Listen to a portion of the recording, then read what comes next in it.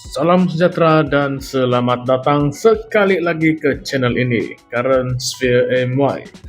Kalau kamu orang Sabah, mesti kamu paham betapa seriusnya masalah jalan raya rusak di negeri ini. Dan sekarang ada satu fakta yang lebih mengejutkan, yaitu separuh daripada jalan persekutuan di Sabah sudah pun sampai tahap yang kritikal. Maksudnya, jalan ini bukan setakat rosak yang biasa, tetapi asas dia sudah pun koyak, nipis, dan tidak boleh dipakai dengan sekadar tampalan sahaja. Kira macam dia sudah nazak, tunggu masa ingin dirobohkan saja. Jadi apakah yang kerajaan akan buat untuk menyelesaikan masalah ini? Cukupkah peruntukan yang diberi? Atau adakah ini satu lagi isu yang dibiarkan begitu saja? Mari kita cerita-cerita dahulu pasal isu ini pada video kali ini. Baiklah, kalau kita ikut laporan terbaru daripada Menteri Kerja Rakyat Sabah, Datuk Syahilmi Yahya.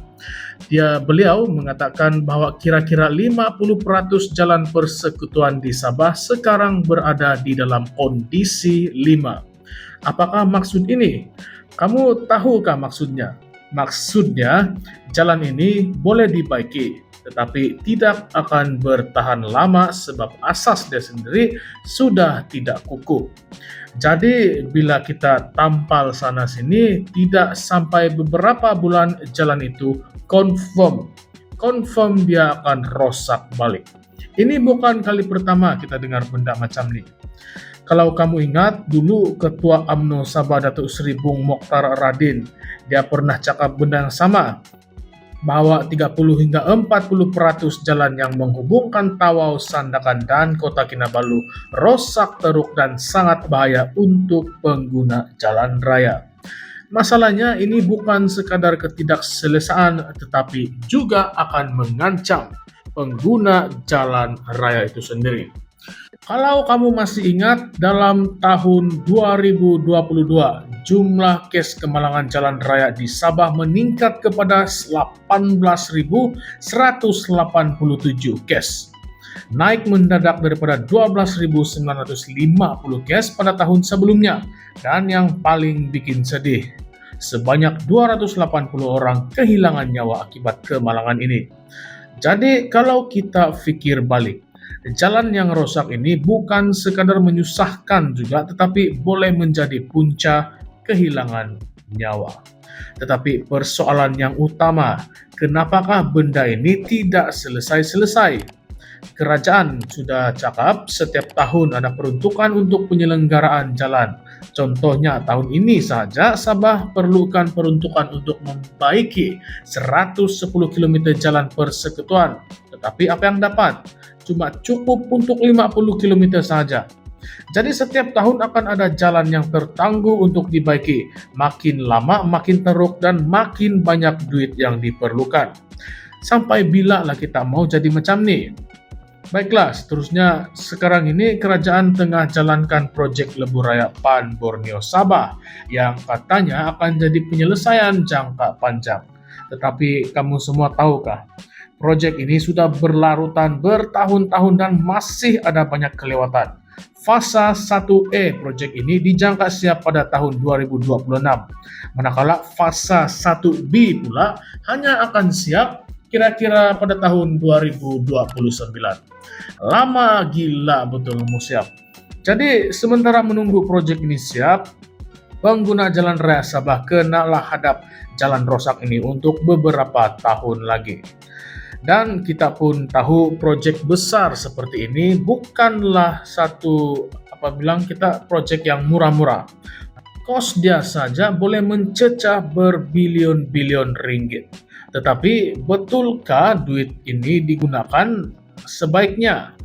Ingatkah lagi kes sebelum ini di mana projek jalan yang akhirnya jadi gajah putih sebab kontraktor tidak buat kerja dengan betul? Soalan utama di sini, siapa yang pantau semua ini?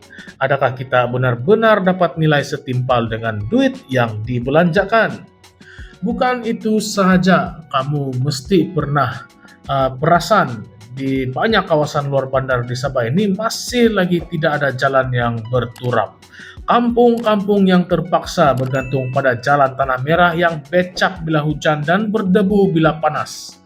Sekarang ini kita sudah sampai tahun 2025, tetapi masih lagi ada rakyat yang terpaksa guna jalan zaman kolonial. Jadi adakah pembangunan infrastruktur di Sabah ini hanya tertumpu di kawasan bandar, sedangkan kawasan luar bandar pun masih lagi terus diabaikan? Satu lagi, macam mana pula dengan pemilihan kontraktor? Adakah mereka ini benar-benar layak atau sekadar dapat proyek atas sebab-sebab tertentu? Kita pun tahu, case kelemahan kerja pembinaan bukanlah benda yang baru. Ada jalan yang baru siap, tapi tidak sampai setahun sudah berlubang-lubang. Kenapa? Sebab kerja dibuat asal boleh, tanpa kawalan quality yang betul. Kamu pernah nampakkah jalan baru yang permukaannya tidak rata? Bila lalu, macam naik ombak pula kita rasa. Oleh itu, adakah kita akan terus biarkan masalah ini berlarutan? Atau rakyat Sabah perlu bersuara lebih lantang supaya masalah ini tidak lagi dipandang sebelah mata? Mungkin kita kena tanya, mana suara wakil rakyat Sabah di dalam hal ini? Sudah banyak kali isu jalan di Sabah telah pun dibangkitkan, tetapi kenapa sampai sekarang masih belum ada penyelesaian yang menyeluruh? Kalau kerajaan boleh berbelanja berbilion-bilion untuk proyek mega, kenapa untuk Sabah Asik dikatakan peruntukan tidak cukup? Dan seterusnya, yang paling menarik, Ketua Menteri Sabah, Datuk Seri Haji Jinor, sudah pun bawa perkara ini ke perhatian Perdana Menteri Datuk Seri Anwar Ibrahim.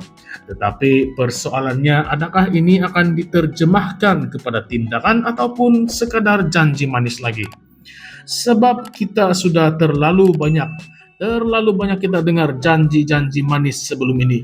Tetapi akhirnya rakyat Sabah masih lagi bergelut dengan jalan yang rosak, yang dari dulu lagi rosak. Jadi apakah pendapat Anda semua? Adakah ini masalah pengurusan, kurang keutamaan daripada kerajaan pusat, ataupun ada unsur-unsur lain yang menyebabkan jalan Sabah terus terbiar macam ini?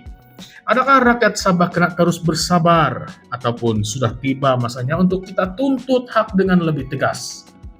Jalan yang elok bukan sekadar untuk keselesaan kita, tetapi juga adalah satu keperluan asas yang melibatkan keselamatan dan kesejahteraan rakyat. Jangan biarkan isu ini terus tenggelam tanpa penyelesaian, sampai bila Sabah ingin terus tertinggal dalam pembangunan infrastruktur. Kamu fikirlah sendiri. Sebelum kita menamatkan video kita pada kali ini, jangan lupa untuk ulaskan pendapat serta pandangan Anda di ruangan komen di bawah, dan jangan lupa untuk like, share, dan subscribe kepada channel ini Current Sphere MY untuk lebih banyak pendedahan isu-isu panas seperti ini. Sekian sahaja semua, terima kasih.